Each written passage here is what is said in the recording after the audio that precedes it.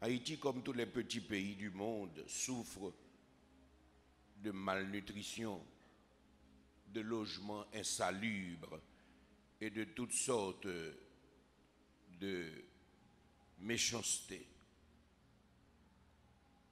Vous savez que le cynisme moderne tue avec beaucoup plus de sauvagerie que la mitraillette et les bombes. Nous avons besoin de comprendre que le cynisme de cet homme moderne assassine avec beaucoup plus de cynisme que les mitraillettes et les bombes. Un grand homme politique qui se nomme Gaston Botoul a déclaré que le génocide n'a pas besoin d'armes. Il a déclaré que le génocide n'a pas besoin d'armes.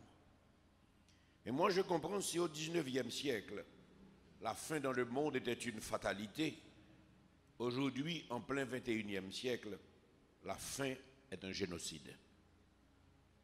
Ce n'est pas une fatalité, c'est plutôt un génocide. Les moyens de remédier à cette situation existent.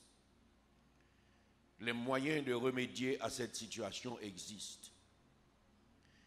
Nous avons pu constater que même l'appauvrissement de plus d'un tiers de la population du monde a été étudié à dessein, dans le but d'augmenter la dépendance des pays que l'on appelle petits pays, dans le but de renforcer le pouvoir des pays qu'on appelle les grands pays, et surtout de pérenniser cette domination.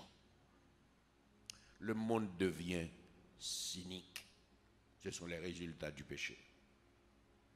Nous, on est le peuple de Dieu. On est dans ce pays. Nous sommes concernés par les souffrances. Nous ne sommes pas des extraterrestres. Dieu a dit à Moïse, qu'est-ce que tu as entre tes mains? Moïse a dit, un bâton. Dieu a dit à Moïse, jette ton bâton. Moïse a jeté le bâton et le bâton a été transformé en serpent. Mais Dieu n'a pas dit à Moïse de reprendre le serpent, Dieu a dit à Moïse de reprendre le bâton. Moïse, en regardant, a vu le serpent faire des mouvements par terre, mais Dieu lui a dit, reprends le bâton. Mais bien aimé, pour marcher avec le Seigneur, la foi est incontournable. Qu'est-ce que nous avons? Nous n'avons que nos réflexions. Nous n'avons que notre foi en Dieu qui peut changer les temps et les circonstances. Qui sait de quel côté viendra le renversement de la situation?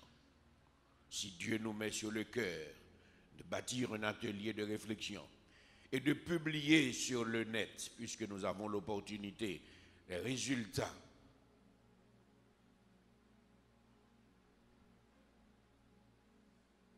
faisons un faisceau. Bâtissons cet atelier. Réfléchissons ensemble et remettons nos réflexions à Dieu. Le reste est entre ses mains. Quand vous lâchez une pierre, vous ne pouvez plus contrôler ce que la pierre peut réaliser. Nous allons apprendre à considérer la réflexion que cet atelier aura à produire comme des pierres, projetées avec la puissance du Saint-Esprit. Et ce que cela devra apporter comme résultat concernera Dieu et non Mahalaleel. S'il vous plaît, les professionnels de cette assemblée, nous vous invitons à prendre vos responsabilités. Rencontrez le professeur Lubéris, rencontrez le docteur Toussaint. Immédiatement après le culte, prenez un petit temps, inscrivez-vous et planifiez la première rencontre. Faites quelque chose dans ce nouveau pays que Dieu veut nous donner. Et Dieu prendra plaisir dans vos œuvres et que Dieu vous bénisse. Vous savez que c'est la rentrée des classes demain? Vous savez qu'il y a beaucoup de parents qui ne savent pas ce qu'ils vont faire demain pour envoyer leurs enfants à l'école. C'est difficile ça. J'ai vu le président de la République sortir pour parler d'entrée des classes. Mais le pays est en travers, oui. Je regardais le président. Je ne comprends pas ce que c'est de diriger un pays. Je regardais les sénateurs et les députés. Je regardais ces gens qui doivent bâtir un gouvernement Vous savez, j'ai souri. Je me demande, est-ce que les politiciens comprennent ce que cela veut dire un pays?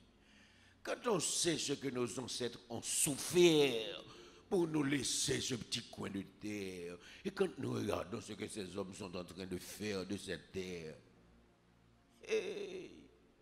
ça fait un problème. Ça fait un problème. La présence étrangère qui devait pousser l'orgueil haïtien. Mes amis, on est adapté avec la situation. Et puis on attend le moment pour courir voir ce que le blanc pense avant de prendre une décision. Mais diriger un pays, mais diriger en général est difficile. Même une famille, même un foyer, une petite église comme Marie-Laléel, voir diriger un pays. À un moment où l'espionnage est partout, où avec l'électronique, une nouvelle peut partir d'ici dans moins d'une seconde et arriver à 1000 lieues. Les gens ne comprennent rien. Ils ont installé leur primature dans l'ancienne bâtisse des Américains, oui. Sans comprendre que cette bâtisse peut être surveillée. Ces gens ont reçu des laptops pour faire des dépenses. Ils ont dévoré l'argent et ils sont venus chercher d'autres valeurs quand les bailleurs leur ont dit, mais qu'est-ce que vous avez fait de l'argent reçu? On a dépensé dans ci, on a dépensé dans là, et les laptops étaient piégés. On a dit, mais voilà ce qui est arrivé avec l'argent. Ce n'est pas ce que vous dites. Nous recevons n'importe quoi de l'étranger, nous nous servons des choses sans comprendre que nous ne sommes plus nous-mêmes. Tout est fait pour assurer la domination du dominant. Et nous, on est là comme de vulgaires mendiants. On ne peut pas prendre même la plus simple décision dans un pays. Et moi, je me demande, est-ce qu'il existe encore des Haïtiens?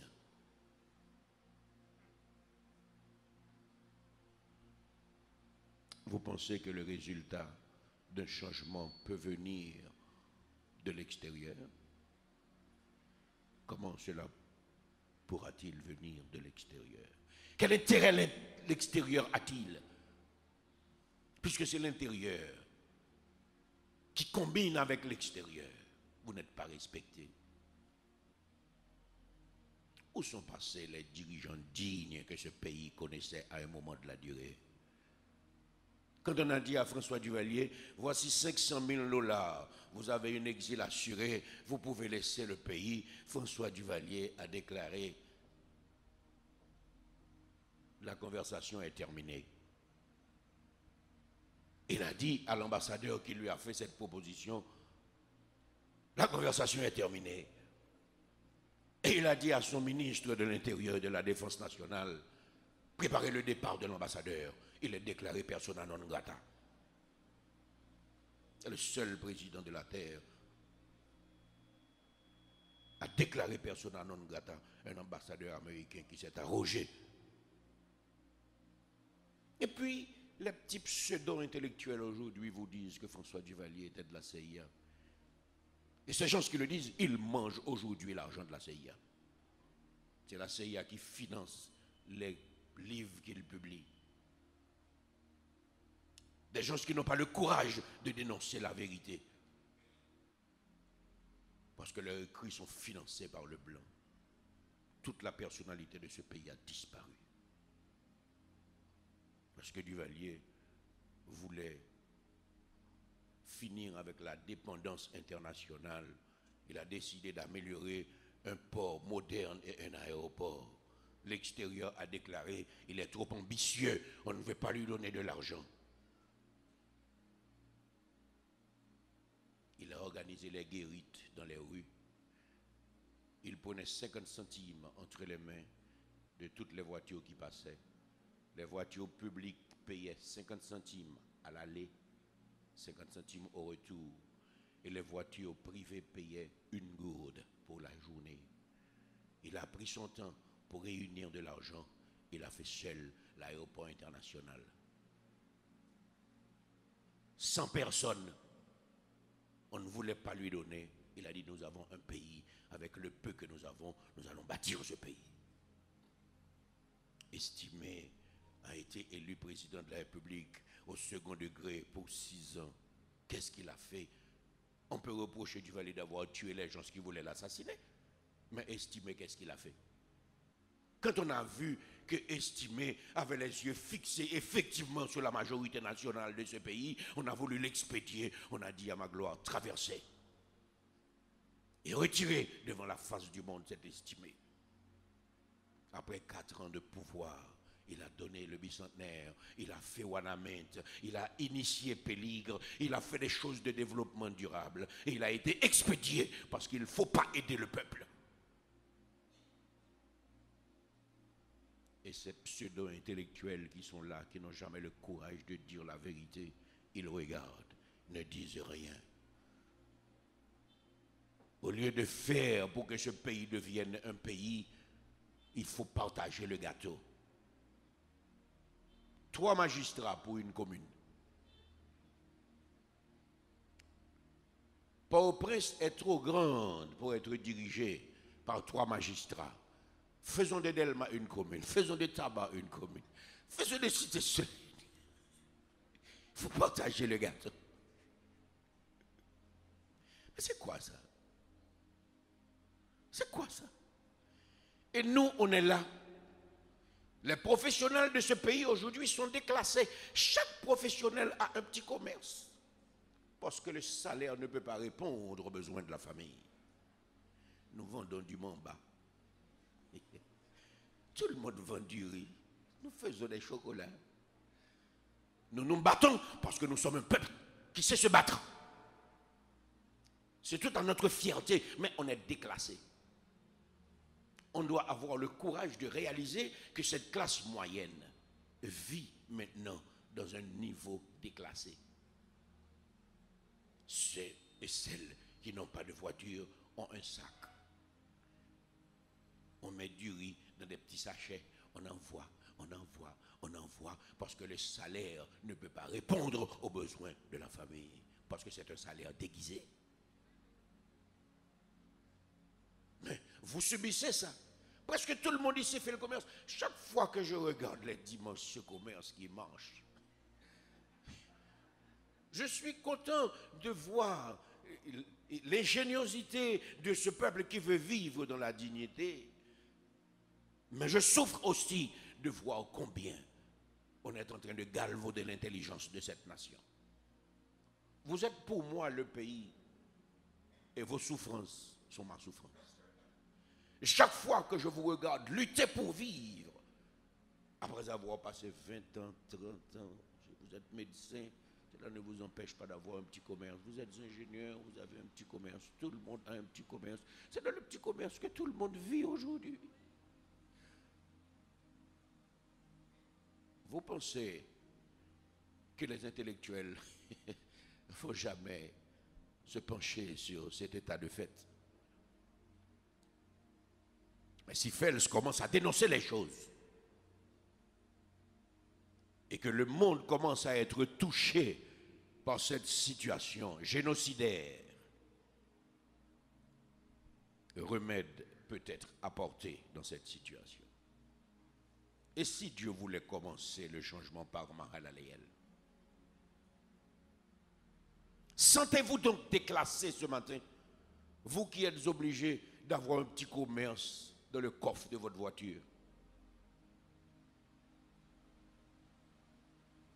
Et posez-vous la question, quand est-ce que vous pourrez travailler sans être exploité à outrance et pouvoir vivre de votre salaire avec dignité?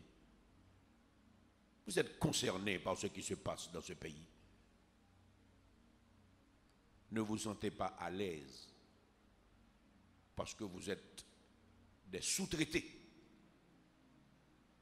Et c'est malheureux d'être sous-traité malgré toutes ses compétences.